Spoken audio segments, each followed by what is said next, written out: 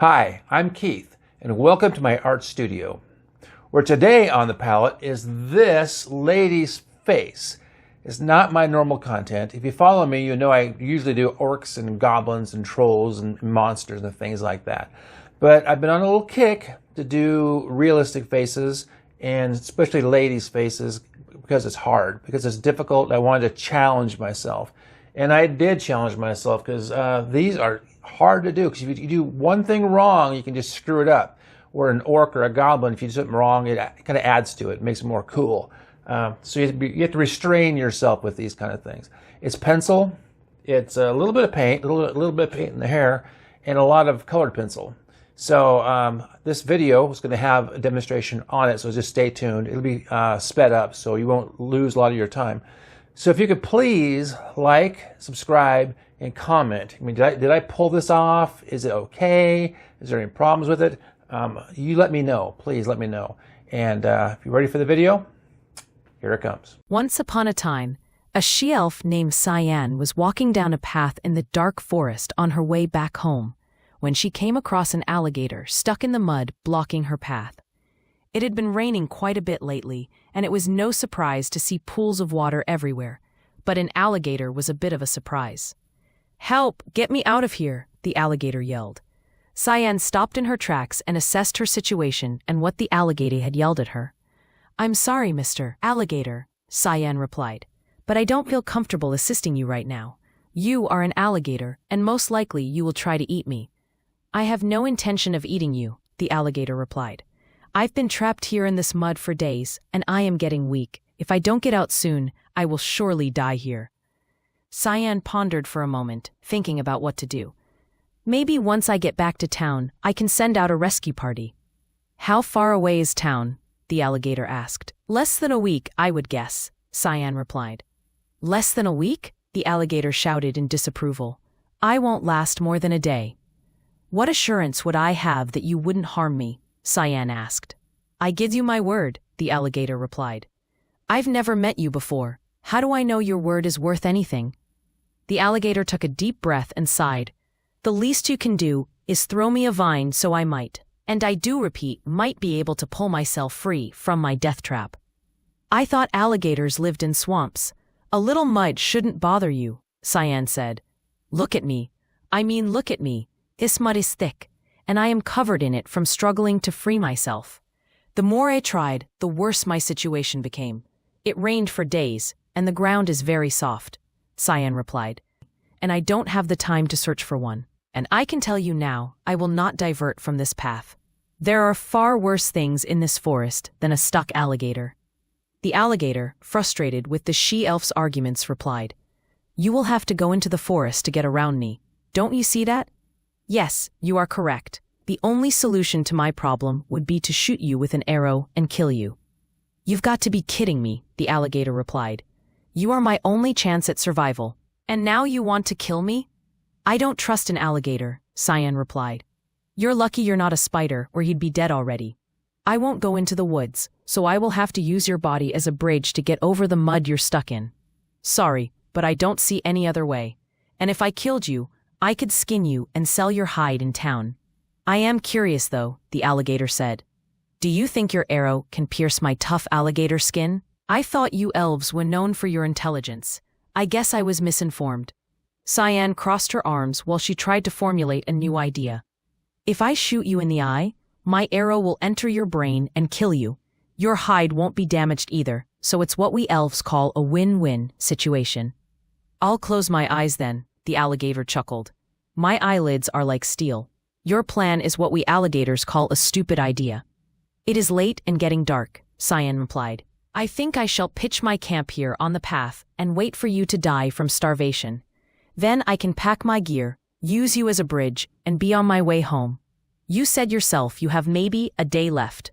"Maybe," the alligator said with a tear in his eye. "All I want is to live to see another day. I can't help you because I can't trust you. How would you expect me to free you from the mud anyway? If you can't get out, there's no way I can pull you out." "All I need is a little extra muscle," the alligator replied. "I would have to get in the mud to help, and most likely, I would get stuck as well."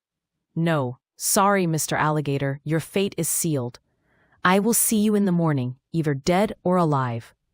And for my sake, I prefer dead. I'm Keith, and welcome to my art studio, where today I have this lady. She's the second one I've done in 2 days. I shy away from this kind of content because it's hard. And that's no excuse. If I'm going to grow as an artist and you're going to grow as an artist, I have to challenge myself. And this was challenging. I had to do the eyes 3 times because I just didn't like the way she looked. She was cross-eyed and all kinds of things. Finally, I got what I wanted, and I colored it in, and it just popped for me. Once I knew I had the eyes, I knew the rest would be basically pretty easy to do. I've done this all my life. I know how to do the cross-hatching. I know all that stuff. So the rest of it just kind of made itself into itself. Now, on this video, I have a video of me making this. So stay tuned so you can watch me. It's time-lapse, so it won't take your whole day to watch it. But if you want to learn something or be entertained, this video is one to do, especially if you want to do realistic faces. It was a struggle, it was a challenge, and I think I did okay. I give this one 4 out of 5 stars. So please, if you will, like and subscribe and give me some comments and tell me whether or not I nailed this or this is an abomination. It may be an abomination, I don't know. I kind of like it. You know, I don't think I'm going to run out and buy a frame for it, but I like what I'm doing. And if this continues to work out, I'll do more of them. So you let me know. So the video, here it comes. Once upon a time, a she-elf named Fenella was walking along a path deep in the forest when she came upon a short, fat, ugly troll walking in her direction. The troll did not attempt to step to the side so Fenella could pass. So she stopped in her tracks and spoke to the troll, who seemed lost in thought. "Are you going to let me pass? Or do you plan to push me into the forest?" Fenella asked with her arms folded. The troll looked up at the elf and replied, "Do not bother me. I am thinking, and I don't need you interrupting me. You do not own this path. The courteous thing to do would be for you to move to the side so I can pass," Fenella replied. "You are very large and take up most of the path." The troll stopped and shook his head in disgust. "I don't have time to deal with an elf. Either get out of the way, or I will run you over." Angry, the elf pulled her bow and loaded an arrow in an attempt to intimidate the troll. "If you try to step on me, I will defend myself," Fenella replied with a grin. "Is this little battle in your head worth your life?" "Your arrow will have no effect. My skin is thick and battle-worn," the troll replied, brandishing a hatchet. "You can stand in the woods for a moment as I pass by. You are skinny like a twig."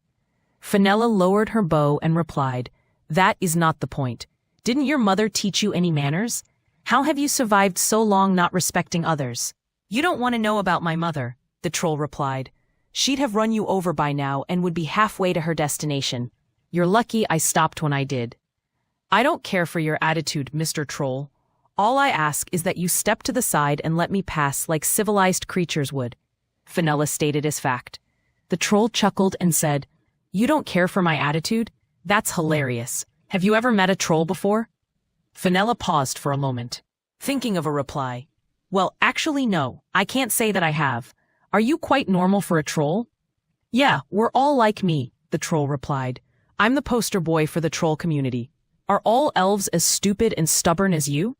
"Yes, and proud of it," Fenella replied. "We are going to be here all day unless you step to the side and allow me to pass." "I don't have the time to waste on you any longer," the troll replied as he took a step towards Fenella. Then a voice called out from the forest. "I wouldn't do that if I were you," the voice said. "Which one of us are you speaking to?" The elf called out to the disembodied voice.